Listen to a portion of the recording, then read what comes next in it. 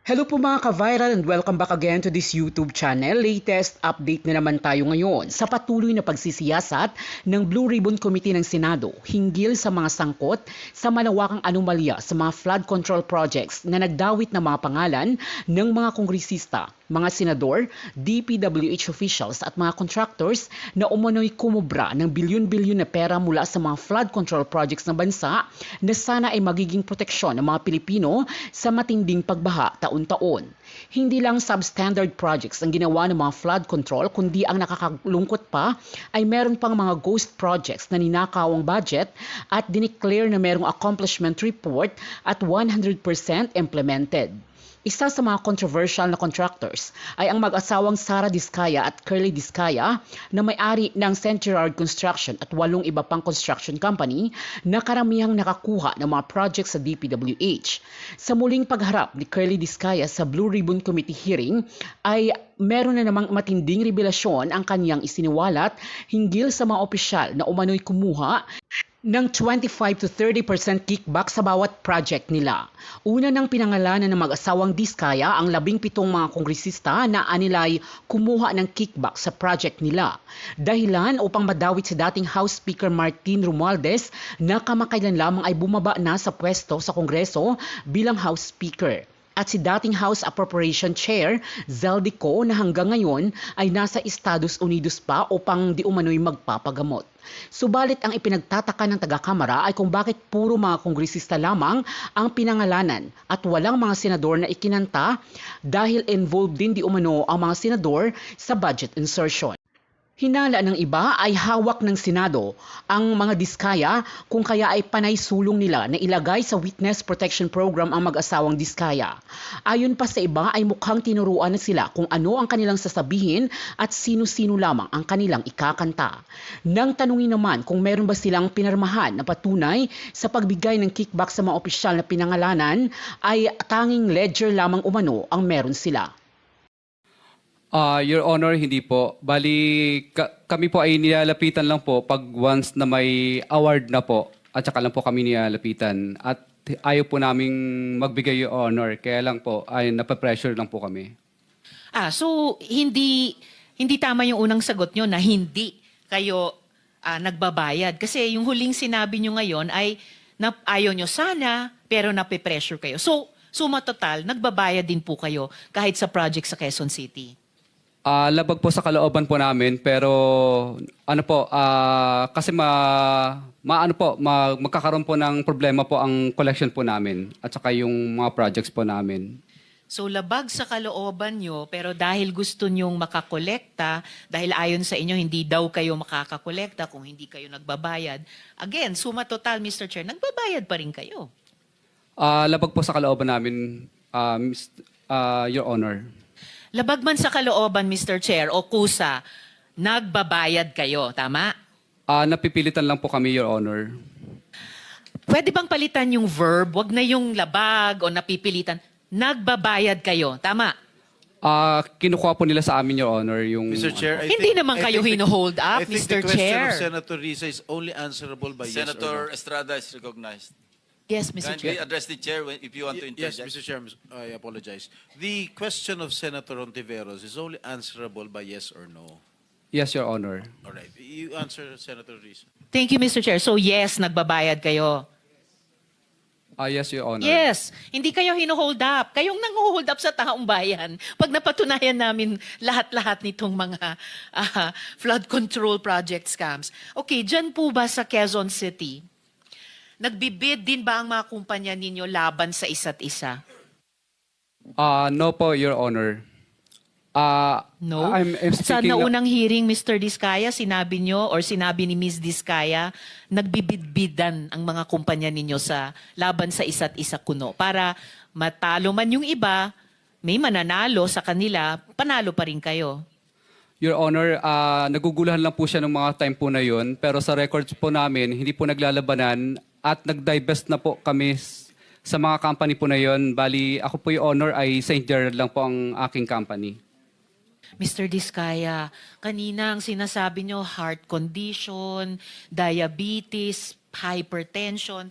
Ngayon, sinasabi nyo, naguguluhan lang siya. So, sasabihin nyo, ngayon gusto nyong pag-usapan yung mental health natin. Sir, please just answer the question. Nung nakaraang hearing, sinabi po ni Ms. Diskaya, on record po yan sa komite, na nagbibid against each other yung mga kumpanya niyo. Pinakita ko nga po yung calling cards ninyo sa siyam na komiteng iyan. Sabi ng asawa niyo, nagbibid ang mga kumpanya ninyo sa isa't isa. So ganyan din ba ang kalakaran ng mga kumpanya niyo sa Quezon City? Your Honor, sa record po namin, hindi po sila naglalabanan. At ang amin lang pong company doon ay yung St. George lang po ang akin po. At yung sa miss ko naman po is Alpha lang. 2 kumpanya lang sa inyong mag-asawa, pero yung mga kamag-anak nyo, ang controlling persons din dun sa iba pang mga kumpanya. Your Honor, pero hindi po sila naglalabanan sa bidding. So ano Sa yung record sabi po nyo, namin. may kalakaran kayo? Ano bang kalakaran ninyo sa Quezon City ng inyong mga kumpanya? Sumasali po kami sa public bidding. Pag nakikita po namin sa PhilJeps, sumasali po kami para sa public bidding po. Pero bakit sinabi nung asawa nyo na kahit pagkatapos mabasa nyo sa PhilJeps, nagko-compete, hindi lang isa, hindi lang dalawa ninyong mag-asawa, pero yung siyam na kumpanya ninyo sa isa't isa? Your Honor, kinakabahan lang po siya at saka kinakabahan lang po siya. Pero sa record po namin, wala po naglalabanan. Sige, titignan ko ulit yung mga records ninyo ha, at tatanungin ko ulit si Ms. Diskaya pag nagpakita sila ulit sa susunod na hearing. Dahil mahirap pong magsabi ng one thing sa isang hearing at magsabi ng kabaliktaran nun sa susunod. Perjury po ang tawag doon dahil under oath po kayong mga resource persons. Ngayon, may mga nakausap o nilapitan din ba kayong regional directors at regional director at district engineers dito naman sa NCR? Your Honor, wala po. Bali, sumasali po kami sa public bidding. Pag nakakita lang po kami ng mga public bidding na nakapost sa PhilJeps na invitation, tsaka lang po kami pumupunta at sumasali sa bidding. At nagbayad din ba kayo ng 10 to 25% para makakuha ng proyekto? Yan po ang pinipilit po nila kapag kami po ay na-awardan na po ng project at saka po sila nagdadatingan. At pag nagdadatingan sila at pinipilit kayo, nagpapapilit naman kayo, nagbabayad kayo. Your Honor, wala po kami magawa kasi syempre po natatakot kami dahil nagkaroon na po kami ng mga karanasan na nami-mutual terminate po at nami-mutual terminate at saka nagkakaroon po ng right of way problem ang mga project po namin. Pero nagbabayad kayo, 10 to 25% sa Quezon City. Your Honor, yes po, Your Honor. Yes, ay salamat. Isang consistent na sagot so far. Ngayon, sir, doon sa inyong affidavit, Mr. Diskaya, doon po sa inyong affidavit, paano kayo nagbabayad sa mga opisyal, gaya ng sinabi nyo? Cash ba yan lagi? Cash po lagi. Okay, cash lagi. So, nag-withdraw kayo ng malaking cash sa bangko? Yes po, Your Honor. Yes. Magkano pinag-uusapan natin? Anong range ng bigayan? Your Honor, I invoke my right po, Your Honor, kasi wala pa po akong protection po. Sir, ang protection Witness nyo ay protection. magsabi kayo ng totoo, under oath. Kanina, inamin nyo na nagbabayad kayo ng 10 to 25% sa Quezon City. So, given yung range ng halaga ng mga proyekto nyo sa Quezon City, magkano ang range ng bigayan kapag kayo nagbabayad niyang 10 to 25%? Senator, with the permission of Senator Yes, Tiveros, Mr. Chair. the Senate President is recognized. Mr. Diskaya, bigyan ko kayo ng advice, ha? This is not because I am a lawyer. It's because I have been here for ages, since 1992. Ay, ako ang pinakamatandang senador dito eh. Sa term, hindi sa edad. Mas may edad sa akin yung katabi ko. Meron kayong legislative immunity, huwag kayong matakot. Pag sa hearing kayo nagsasalita, pwede nyo invoke legislative immunity, magsalita kayo. Huwag nyo sabihin yung against self-incrimination. Hindi. There is such thing inherent sa mga committees, yung legislative immunity yung tinatawag. Kung meron kayong gusto ipagtapat, ipagtapat ninyo. Hindi pwedeng gamitin sa inyo pag sa hearing nyo sinabi. Na makakatulong kayo sa amin at matutulungan din namin kayo. Yun ang gawin ninyo. Tatanong sa abogado nyo, alam ng abogado nyo yan eh. Baka lang, ayaw nyo lang talaga sabihin yung dapat eh. Di ba? Huwag kayong matakot. At meron po kaming maibibigay sa inyong legislative immunity tinatawag. Your Honor, Salamat, okay lang po Mr. ba? Chair. Itatanong ko lang po muna sa legal counsel ko po.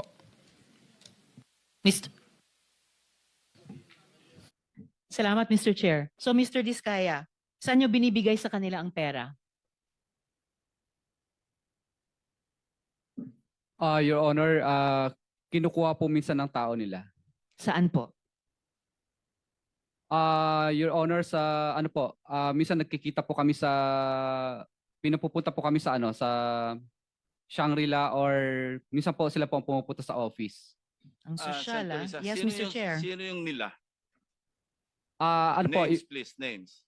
yung mga nabanggit ko lang po dito, yung Okay. tao po nung nandito po Thank you. sa affidavit ko. Thank you, Mr. Chair. At saan nyo nilalagay ang pera pag binibigay nyo sa kanila sa Shang or sa office nyo? Kadalasan po, Your Honor, lang po, nasa paper bag lang po. Paper bag. Kasha. Saang bangko kayo nag-withdraw ng pera? Your Honor, okay lang po ba i-consult ko lang po yung legal ko? Mr. Counsel. Chair. Mr. Chair, if I may, Mr. Chair, with the permission of Senator Risa. Yes, Mr. Chair. Yes, Senator Estrada. Taon nino to? Mga kongresista binanggit mo? Yes po, Your Honor. Alright. Kongresista, tinatanong ko din yung DPWH officials na binabayaran nyo sa QC. Ano ba yung topic? Mga DPWH officials o Senator mga Estrada. kongresista? Your one question is enough. Thank you. Yes, Mr. Chair, tinatanong ko yung mga DPWH officials ng Quezon City na inamin ni Mr. Diskaya sa affidavit na binabayaran nila.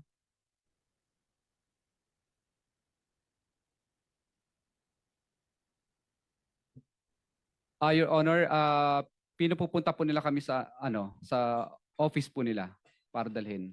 DPWH office? Yes po, Your Honor. Wow. And so Second paper na lang. bag. Or My last second, Mr. Okay. Chair. No, Saang your bako time is kayo? up actually. All right, But sir. you can proceed with your last My last question.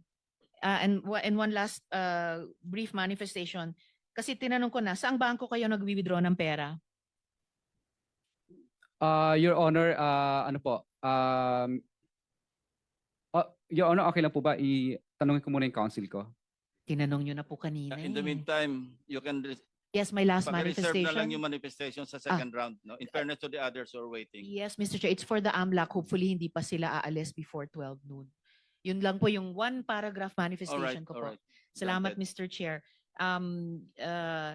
Manifestation lang po, Mr. Chair, or request po sa Chair na isubmit po ng AMLAC sa komite ang kanilang reports na natanggap on suspicious and covered transactions related to contractors and relevant DPWH officials. That's my request, Mr. Chair. And I think, Mr. Chair, Mr. Diskaya is ready to answer saang bangko sila nag-withdraw. Yes, you may respond. Your Honor, I invoke po Bank Secrecy Law. Mr. Chair, I'm not sure if a person may invoke that law. Ang alam ko, ang nag-i-invoke primarily yung mga bangko, Yeah. Mr. Chair. Hindi naman Kindly- sila depositor yata sa Okay. lahat. Senator JB Ercito is recognized. Thank you, Mr. Chair. Thank you, Mr. Chair.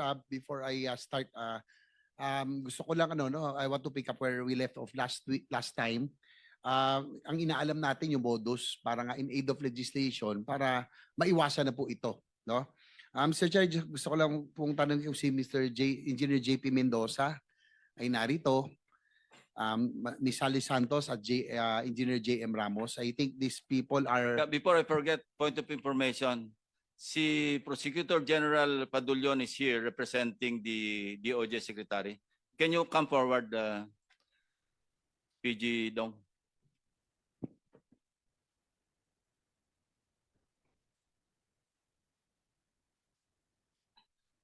siguro marami natin sa secretariat kung nandito po sila JP Mendoza, JM Ramos at Sally Yeah. Santos. JP Mendoza, are you Present.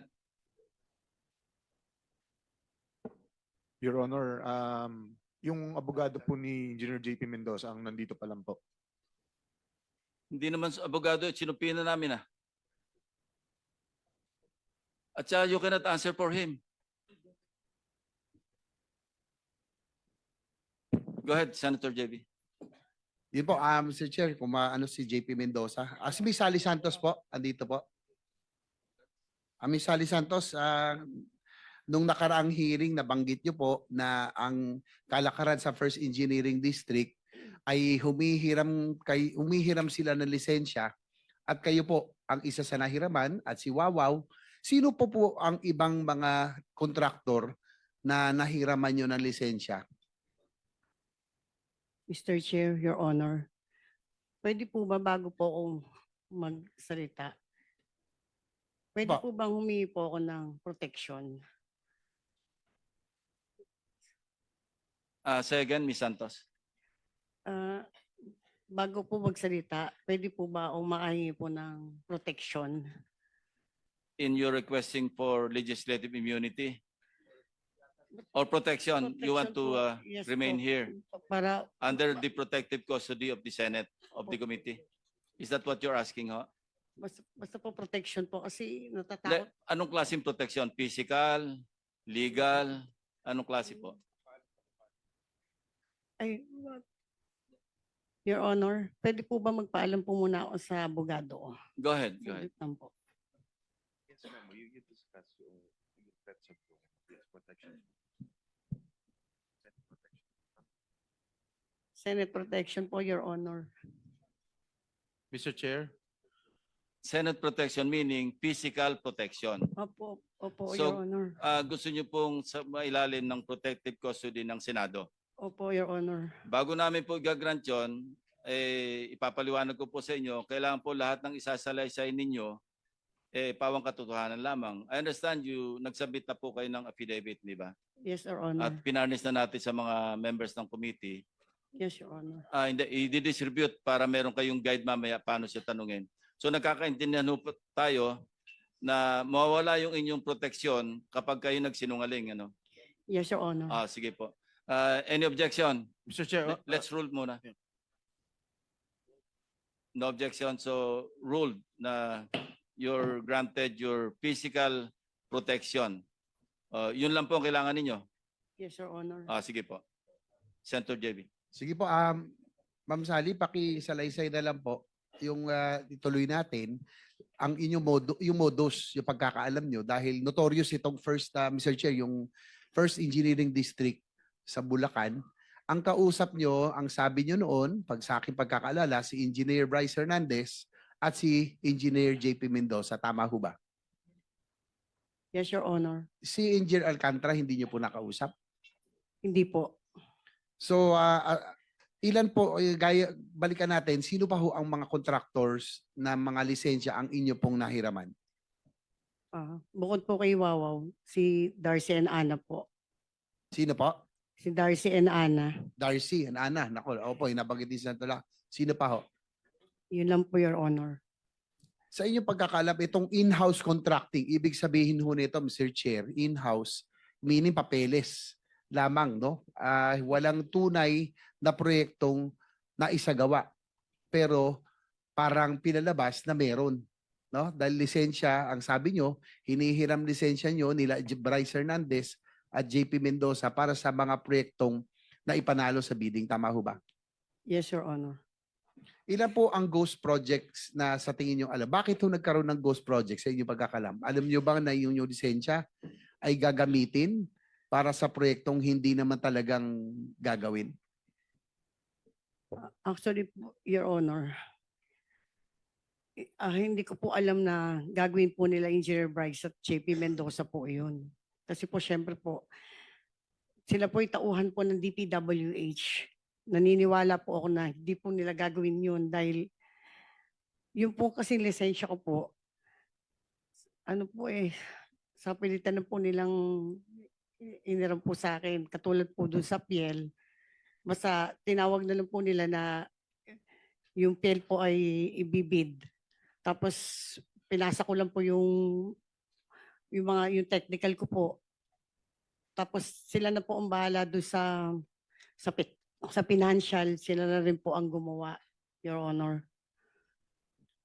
As kay Engineer Alcantara, ang sabi niyo noong nakarang hearing ay kayo po'y pumipirma lamang at iniasa niyo lahat ito kala Engineer Bryce Hernandez at kay JP Mendoza. Yung pong operasyon at halos lahat ng modus doon sa inyong Yung distrito. normal situation po kasi, involved po yung project engineer na siyang nakakaalam po ng project. Tapos pipirmahan po ng implementing section chief na nag-i-implement po ng project. So, susunod po yung mga tao na nakapirma. Sa amin po kasi, pag po nakapirma na po kasi yung mga nasa baba po sa akin, pinipirmahan ko na po yun. So sino po ang talaga may alam aside from sabi niyo si Bryce Hernandez, si JP Mendoza, yung dalawa po ay talagang involved?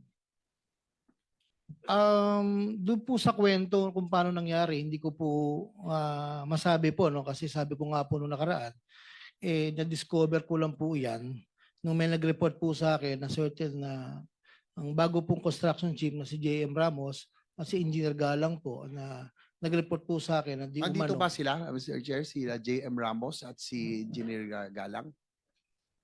Secretariat? Kasi po ay ang base sa inyo pong salaysay, nalaman niyo po na nagkaroon ng ganitong mga ghost project dahil po ayaw pumirma, tama ba? Ni Engineer J.M. Ramos? Yun po yung unang report niya sa akin. Tapos po, sinang-ayunan po yun ni Engineer Galang po. At later po, itong huli po, tinanong ko po yung project engineer na in charge kung bakit nakapirma sila. Meron pong alleged na wala. Yun lang po, Your Honor, Mr. Chair. Mr. Chair, you can invite J.M. Ramos and JP Mendoza. I think they are vital for para malaman po natin ang impormasyon dito sa modus na ito. Yeah. So ordered. Engineer Mr. Bryce. Chairman, I'm sorry. Is that an invitation or are we issuing show cause or Actually, subpoena? Because subpoena because yes, invitation lang po ang binigay natin for this hearing. So we will issue a subpoena already. invitation lang po in this particular hearing. Yes. Despite the fact, Mr. Chairman, just to put on record that this person, JP Mendoza, was the one who dragged this representation's name in a. Yes, as I said, invitation lang for Yes. this hearing. So mag-i-issue tayo ng subpoena. Thank you, Mr. Thank you. Chairman. Please proceed, Senator JB. Thank you. I think very vital yung dalawa, tsaka si J.M. Ramos. Ano po ang papel talaga ni JP Mendoza dito? Engineer Bryce, kayo ba ang dalawang magkatuwang dito at kumbaga magkasama dito sa pagsasagawa nito mga proyektong ghost o kaya substandard? Your Honor, pwede rin po ba ako humingi ng legislative immunity? As a chairman, Yeah, I leave it to the members. Shall we? Anyway, there are conditions. Ano? At maliwanag yung condition. basta kung sasabihin mo yung lahat ng katotohanan, Lahat, wala gaya kang ng tatago. sabi ni Senator ng ating chair, basta po ay nalaman, natuklasan na kayo ay nagsinungaling, babawiin po yung legislative immunity na ibibigay siya at protection. Mr. Chair, pwede ko bang tanungin muna si Bryce, bakit sa House hindi ka humingi ng legislative immunity? Bakit dito humihingi ka? Your Honor, ngayon ko lang din po nalaman na meron po palang ganun na pwedeng gamitin. Pasensya na po kayo. Okay, that's clear. Senator JB. Engineer Bryce, sige, tuloy niyo. Ano po ang naging papel ni JP Mendoza dito? Siya ba ang arkitekto? Isa sa mga arkitekto na modus? Your Honor, actually, involved nga po si Engineer JP Mendoza, ako, at saka po si Boss Henry, saka isa pa po naming project engineer. Sino yung isa pang engineer? Si Engineer Paul Duya po. Mr. Chair, baka if we can also subpoena that Engineer Paul Duya. So ordered. Your Honor, Nandito siya. Please proceed. Your Honor, approve po ba yung yung legislative immunity? Nag-roll na. Apo, maraming salamat po. So, basta siguraduhin mo lang, totoo lahat ang sasabihin mo. Kasi may Oh. tatanungin din ako sa iyo. Opo. So ikaw, ito man na siguro yung modus mo para malaman ng committee because in aid of legislation, yan ang gusto natin malaman. Ituloy mo na lang. Ikwento mo na lahat-lahat. Yun nga po, yung project na yan, meron po kaming sharing na pag kumita po, si Boss Henry po merong 40%, ako po may 20%. Si Engineer JP meron po 20% at si Engineer Paul Duya meron din po 20%.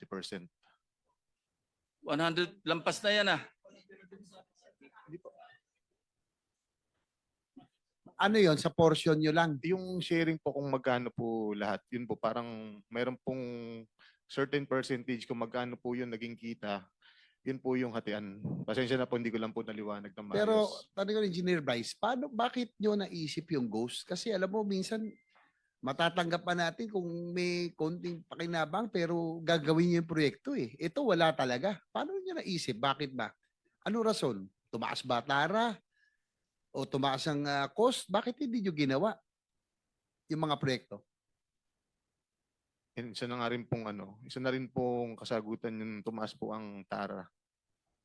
Ano po yung tarang nyo? Kanino napupunta? Sa proponent daw po, sabi ni boss, honest, wala po akong direktang pakikipag-usap sa proponent.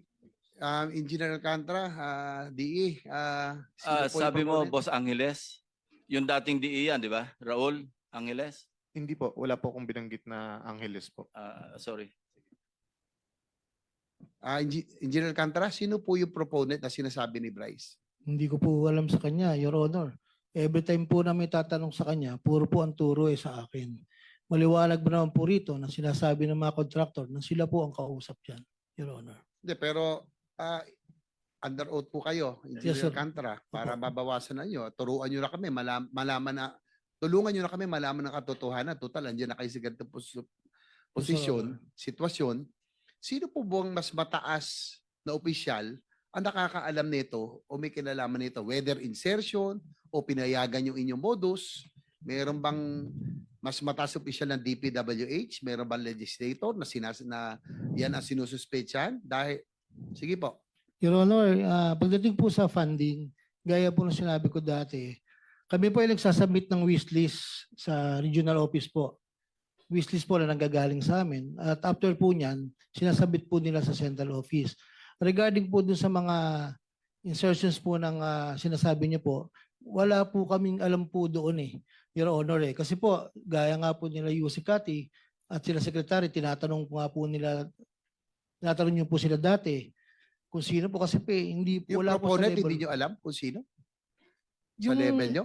Yung pong regular po na dumadating po sa district na under po sa NEP lang po ang pinag-uusapan po natin. Sinong Yusek ang sinasabi nyo may alam nito? Yung mas mataas sa inyo? Di po, kasi sinasabi ko po, tinatanong niyo po dati sila Yusek Cabral because they are the planning.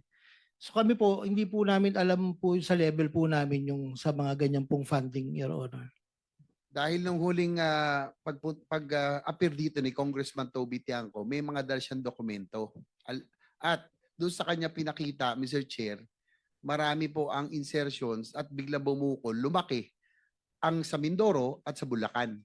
So, yun po ay na documented, dala ni Congressman Tiangco. Hindi nyo pa i-confirm, Engineer Alcantara, na may alam kayo doon.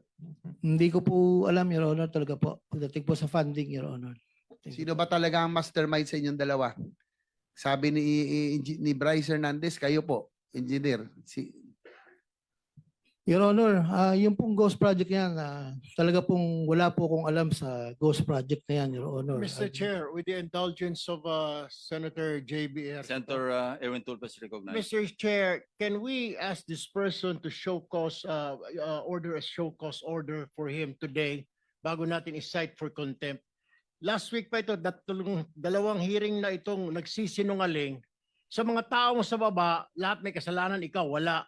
District engineer ka, hindi mo alam na may ghost project, wala ka ring alam, lumobo yung budget mo. Hindi ba dumadaan sa lamesa mo yan na lumaki yung pondo mo? Mr. Chair, I think this person is lying, so we have to ask him to show cause why he should not be cited for contempt today. Please respond, Mr. Alcantara. Your Honor, kami naman po pag lumalabas po sa GAA, ini-implement lang po namin yung project, Your Honor. At hindi po namin alam kung saan po ng ano yan, Your Honor. Actually po, yung sinasabi ko po sa Ghost Project, talaga pong wala akong alam dyan. At magpapatunay naman po itong project engineer na nandito po sa tabi ko kung paano po nangyari yan. Yung pong sinasabi ng project engineer na Paul Duya, ay kasama po nila yan, Your Honor. Mr. Chair, unacceptable, and therefore I will move, Mr. Chair, that we cite this person in contempt for lying before this committee, Mr. Chair. There is a motion to cite in contempt of the committee, Engineer Henry Alcantara. Any objection?